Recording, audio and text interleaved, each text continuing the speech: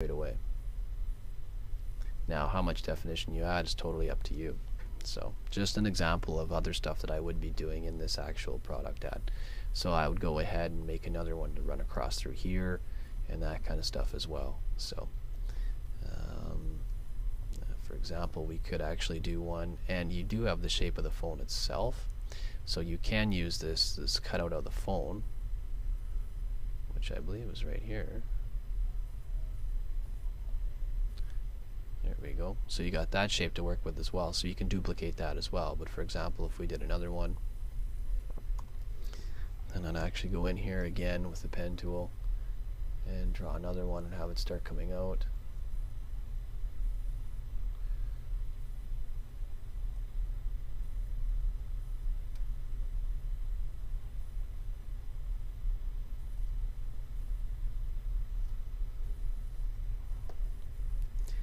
And we're going to run this all the way down.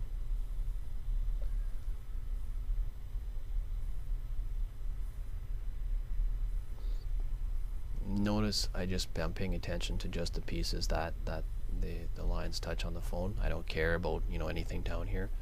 Doesn't matter. Okay, so then we're going to go ahead, give her a nice black again. It's multiplied.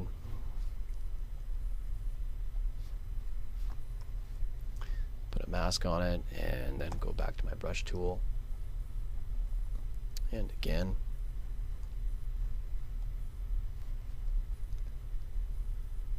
start painting in. You see, you get nice deep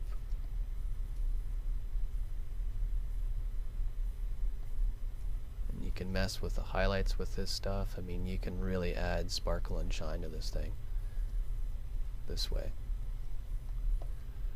So now we're adding definition, we're adding shadows, we're adding highlights. And you see it really cleans that up in the side. So I mean, these are really almost extreme examples, by the way. I'm going to bring that out a bit more. And you'd want to blur these edges as well. But there's just a little aside right there. Ta-da!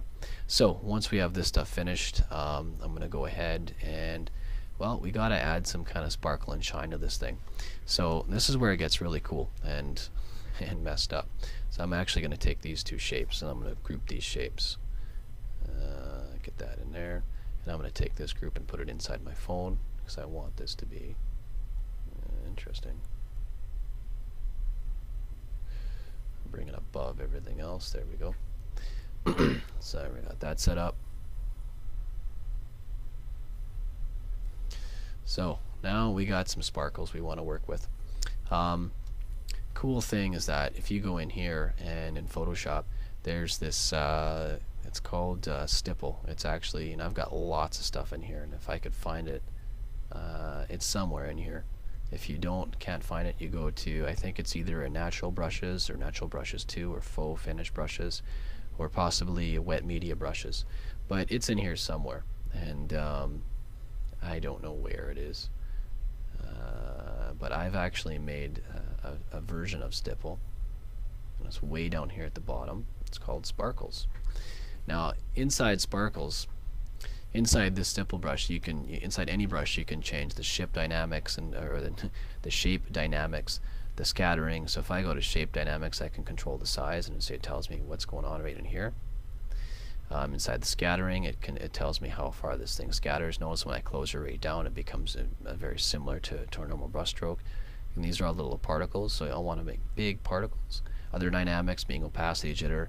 I can say, well, some of them are going to be 100% opacity. There's some of them going to range from 0 to 100. It all depends. I'm going to keep this down, but you can mess with all this stuff and play with these things on your own.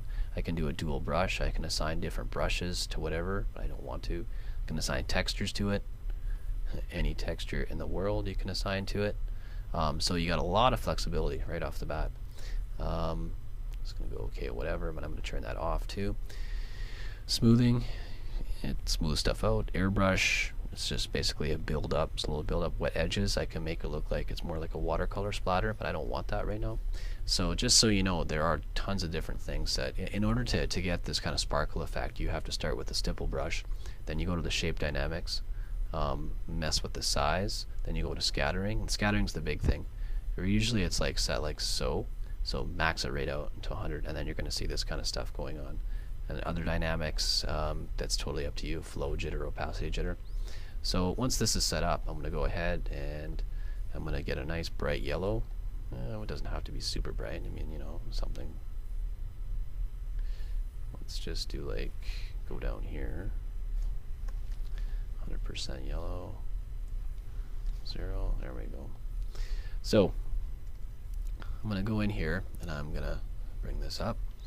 And I'm just going to start. The idea with this whole image is that, and the whole concept of this sketch is that, you know, this woman is falling in love with the phone. You know, you got some magic going on. It's all like woo and stuff. You can tell I'm really excited.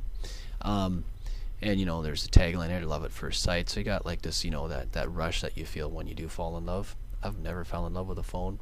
Some of my friends have. It's kind of sad.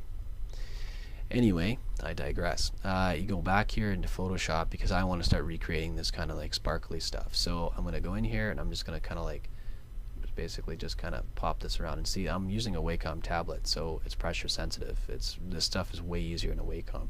So I'm just going to like lightly every time you see all these splotches, I'm just hitting the tablet once and kind of, you know, pulling away. I'll give you an example here. So I'm just going to draw. It's kind of what you see. So that's me just, you know, drawing on the tablet. So I'm just going to kind of get some, you know, goofy love sparkles going on here. This type of effect is used a lot in fantasy art and that kind of stuff. You will see it around, just different applications. So now we got this nice little thing going on. I can go in here and I can like apply different things to it. Color dodge does that. Linear color, play with all these guys. Vivid light.